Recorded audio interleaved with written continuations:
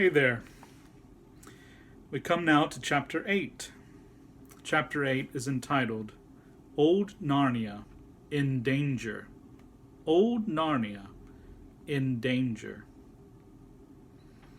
The place where they had met the fauns was, of course, Dancing Lawn itself, and here Caspian and his friends remained till the night of the great council, to sleep under the stars, to drink nothing but well water, and to live chiefly on nuts and wild fruit, was a strange experience for Caspian after his bed with silken sheets in a tapestried chamber at the castle, with meals laid out on gold and silver dishes in the anteroom, and attendants ready at his call. But he had never enjoyed himself more. Never had sleep been more refreshing, nor food tasted more savory, and he had begun already to harden, and his face wore a more kingly look. When the great night came, and his various strange subjects came stealing into the lawn, by ones and twos and threes, or by sixes and sevens, the moon then shining almost at her full, his heart swelled as he saw their numbers and heard their greetings. All whom he had met already were there, the bulgy bears and red dwarfs and black dwarfs, moles and badgers, hares and hedgehogs, and others whom he had not yet seen, 5 satyrs as red as foxes, the whole contingent of talking mice, armed to the teeth and following a shrill trumpet, some owls, the old raven of Raven Scar. Last of all, and this took Caspian's breath away, with the centaurs came a small but genuine giant, Wimble Weather of Dead Man's Hill, carrying on his back a basketful of rather seasick dwarfs, who had accepted his offer of a lift, and were now wishing they had walked instead.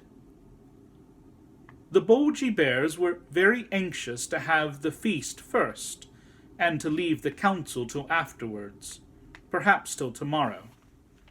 Reepicheep and his mice said that councils and feasts could both wait, and proposed storming Miraz in his own castle that very night. Pattertwig and the other squirrels said they could talk and eat at the same time, so why not have the council and feast all at once? The moles proposed throwing up entrenchments round the lawn before they did anything else. The fauns thought it would be better to begin with a solemn dance. The old raven, while agreeing with the bears that it would take too long to have a full council before supper, begged to be allowed to give a brief address to the whole company. But Caspian and the centaurs and the dwarfs overruled all these suggestions and insisted on holding a real council of war at once. When all the other creatures had been persuaded to sit down quietly in a great circle, and when, with more difficulty, they had got Pattertwig to stop running to and fro and saying, "Silence! Silence, everyone, for the king's speech!"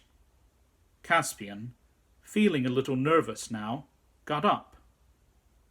"Narnians," he began, but he never got any further, for at that very moment Camillo the hare said, "Hush! There's a man somewhere near." They were all creatures of the wild, accustomed to being hunted, and they all became still as statues. The beasts all turned their noses in the direction which Camillo had indicated.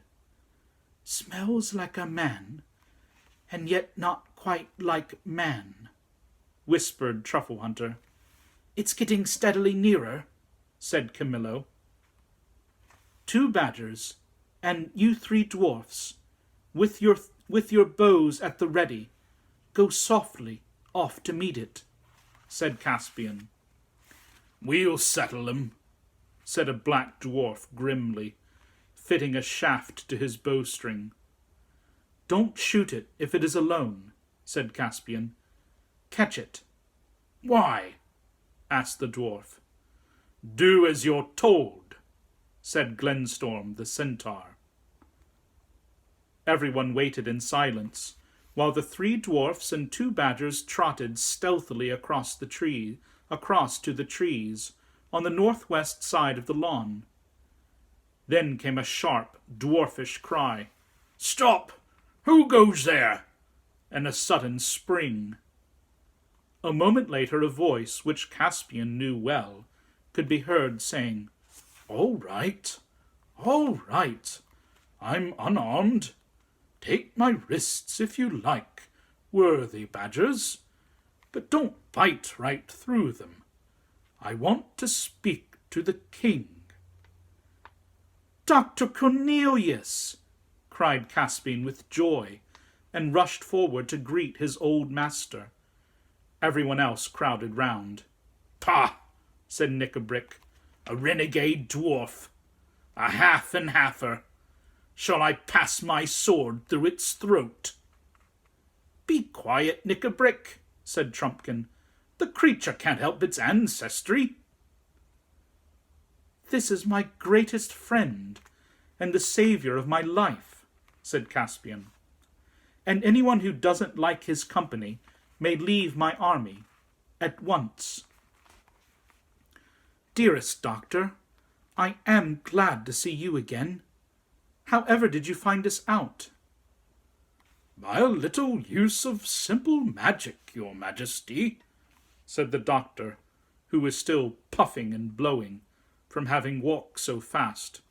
But there's no time to go into all that now. We must all fly from this place at once. You are already betrayed, and Miraz is on the move. Before midday tomorrow, you will be surrounded. Betrayed, said Caspian, and by whom? Another renegade dwarf, no doubt, said Nickabrick. By your horse, Destrier, said Dr. Cornelius. The poor brute knew no better. When you were knocked off, of course he went dawdling back to his stable in the castle. Then the secret of your flight was known. I made myself scarce, having no wish to be questioned about it, in Miraz's torture chamber. I had a pretty good guess from my crystal as to where I should find you. But all day, that was the day before yesterday, I saw Miraz's tracking parties out in the woods. Yesterday I learned that his army is out. I don't think some of your, pure-blooded dwarfs have as much woodcraft as might be expected. You've left tracks all over the place. Great carelessness. At any rate, something has warned Miraz that old Narnia is not so dead as he had hoped, and he is now on the move. Hurrah! said a very shrill and small voice from somewhere at the doctor's feet. Let them come. All I ask is that the king will put me and my people in the front line. What on earth, said Dr. Cornelius, has your majesty got grasshoppers or mosquitoes in your army? Then, after stooping down and peering carefully through his spectacles, he broke into a laugh. By the lion! It's a mouse. Signor Mouse, I desire your better acquaintance. I am honoured by meeting so valiant a beast.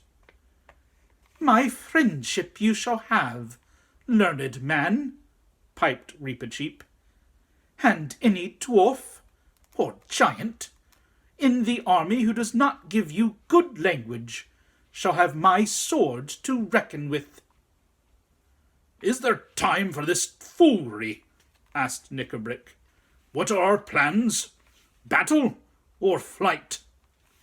"Oh, battle if need be," said Trumpkin, "but we are hardly ready for it yet, and this is not a very defensible place." "I don't like the idea of running away," said Caspian.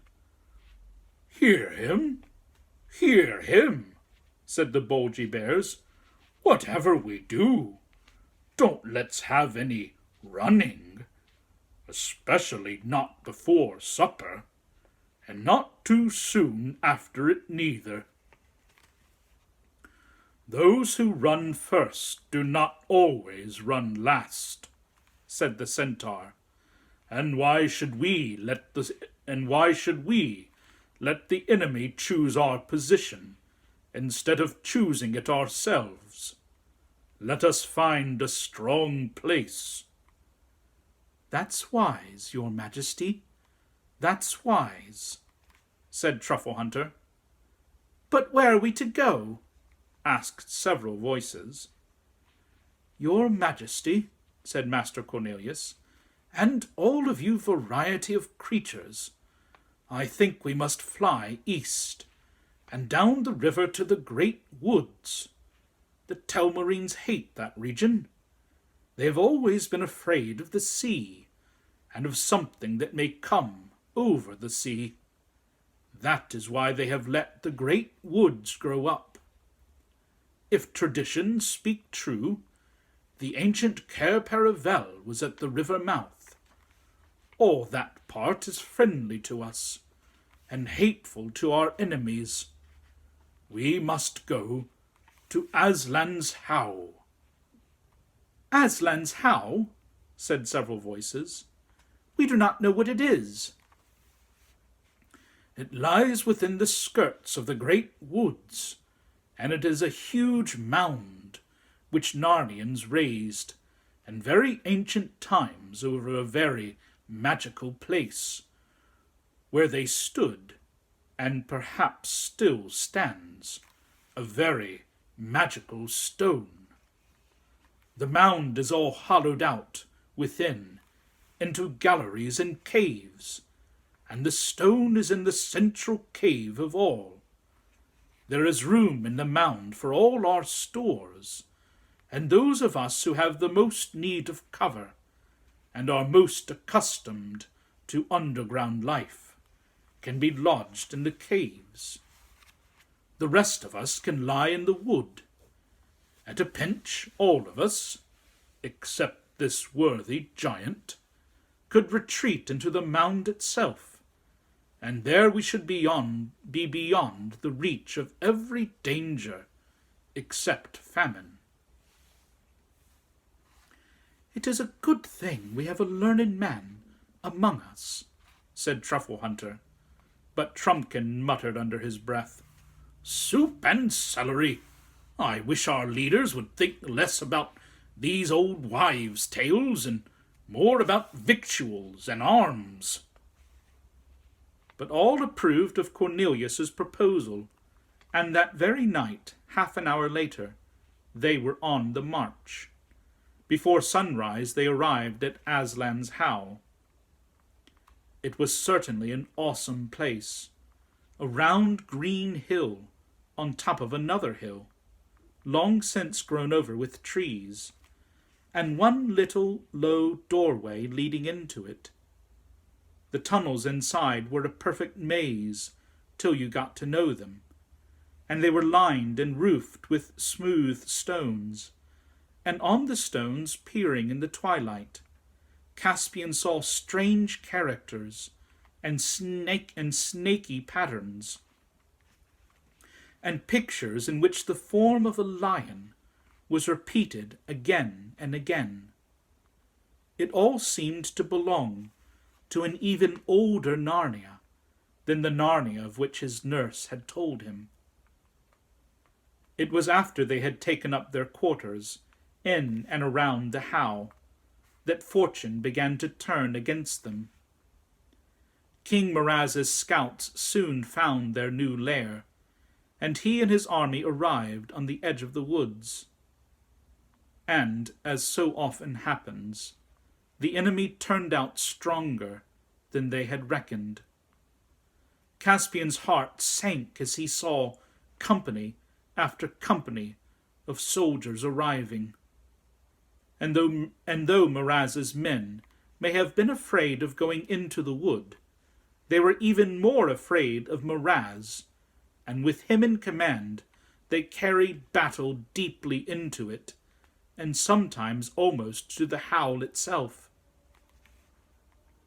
Caspian and other captains, of course, made many sorties into the open country. Thus there was fighting on most days, and sometimes by night as well. But Caspian's party had, on the whole, the worst of it. At last there came a night when everything had gone as badly as possible, and the rain, which had been falling heavily all day, had ceased at nightfall, only to give place to raw cold. That morning Caspian had arranged what was his biggest battle yet, and all had hung their hopes on it. He, with most of the dwarfs, was to have fallen on the king's right wing at daybreak, and then, when they were heavily engaged, giant Wimblewether, with the centaurs and some of the fiercest beasts, was to have broken out from another place and endeavoured to cut the king's right off from the rest of the army. But it had all failed. No one had warned Caspian, because no one in these later days of Narnia remembered that giants are not at all clever. Poor Wimblewether, though brave as a lion, was a true giant in that respect. He had broken out at the wrong time and from the wrong place, and both his party and Caspian's had suffered badly and done the enemy little harm. The best of the bears had been hurt, a centaur terribly wounded, and there were few in Caspian's party who had not lost blood. It was a gloomy company that huddled under the dripping trees to eat their scanty supper. The gloomiest of all was giant Wimblewether. He knew it was all his fault. He sat in silence, shedding big tears which collected on the end of his nose and then fell off with a huge splash on the whole group of mice who had just been beginning to get warm and drowsy. They all jumped up, shaking the water out of their ears and wringing their little blankets, and asked the giant in shrill but forcible voices whether he thought they weren't wet enough without this sort of thing. And then other people woke up and told the mice that they had been enrolled as scouts and not as a concert party, and asked why they couldn't keep quiet. And Wimblewether tiptoed away to find some place where he could be miserable in peace, and stepped on somebody's tail, and somebody, they said afterwards it was a fox, bit him, and so everyone was out of temper. But in the secret and magical chamber at the heart of the howl, King Caspian, with Cornelius and the Badger, and Nikabrik and Trumpkin, were at council. Thick pillars of ancient workmanship supported the roof. In the centre was the stone itself, a stone table split right down the centre, and covered with what had once been writing of some kind. But ages of wind and rain and snow had almost worn them away in old times, when the stone table had stood on the hilltop, and the mound had not yet been built up above it. They were not using the table, nor sitting around it. It was too magic a thing for any common use. They sat on logs a little way from it, and between them was a rough wooden table, on which stood a rude clay lamp, lighting up their pale faces and throwing big shadows on the walls. "If your Majesty is ever to use the horn," said Truffle Hunter, "I think the time has now come." Caspian had of course told them of this treasure several days ago. "We are certainly in great need," answered Caspian, "but it is hard to be sure we are at our greatest. Supposing there came an even worse need, and we had already used it." "By that argument," said Nickabrick, "your Majesty will never use it until it is too late." "And I agree with that," said Master Cornelius. "And what do you think, Trumpkin?" asked Caspian. "Oh, as for me," said the Red Dwarf, who had been listening with complete indifference, "your Majesty knows I think the horn, and that bit of broken stone over there, and your great King Peter, and your lion Aslan, are all eggs in the moonshine. It's all one to me when your Majesty blows the horn. All I insist is that the army is told nothing about it. There's no good raising hopes of magical help, which, as I think, are sure to be disappointed." "Then in the name of Aslan, we will sound Queen Susan's horn," said Caspian. "There is one thing, sire," said Dr. Cornelius, "that should perhaps be done first. We do not know what form the help will take.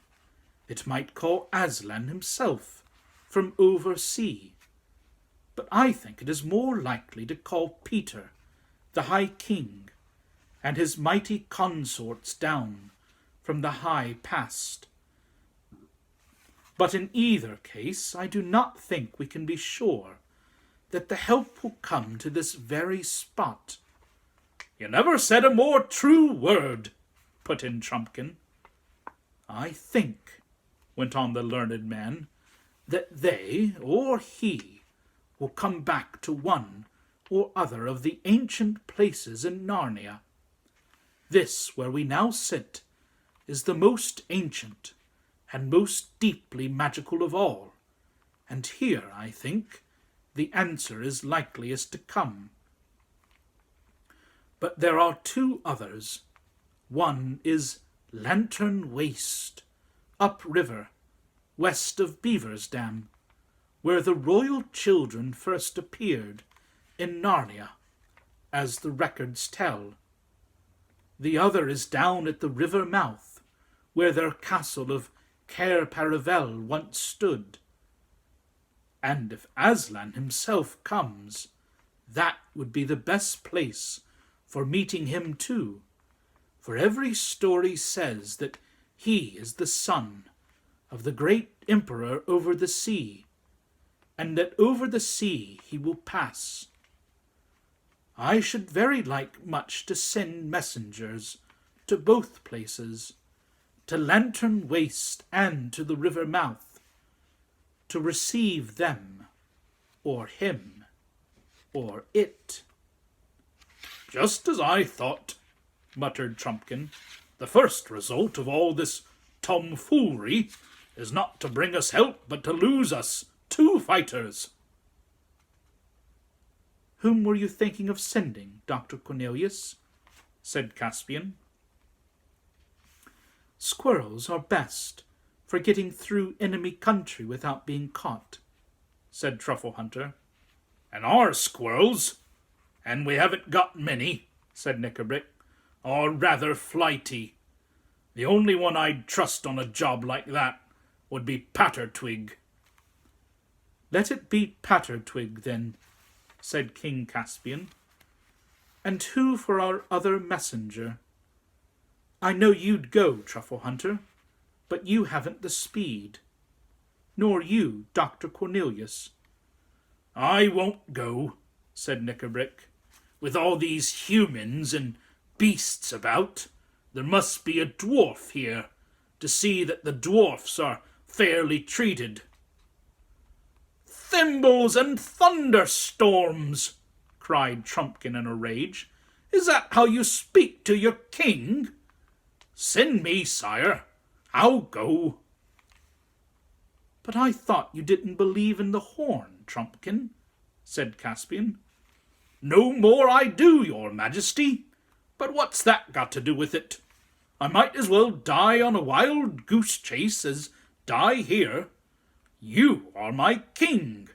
I know the difference between giving advice and taking orders.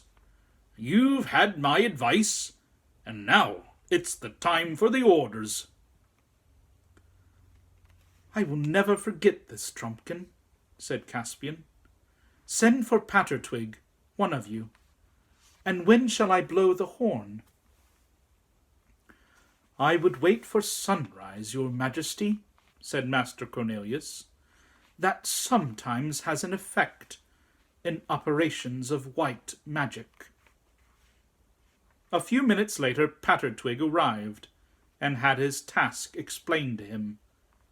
As he was, like many squirrels, full of courage and dash and energy and excitement and mischief, not to say conceit, he no sooner heard it than he was eager to be off. It was arranged that he should run for Lantern Waste, while Trumpkin made the shorter journey to the river mouth. After a hasty meal they both set off, with the fervent thanks and good wishes of the king, the badger, and Cornelius. And that is the end of the chapter.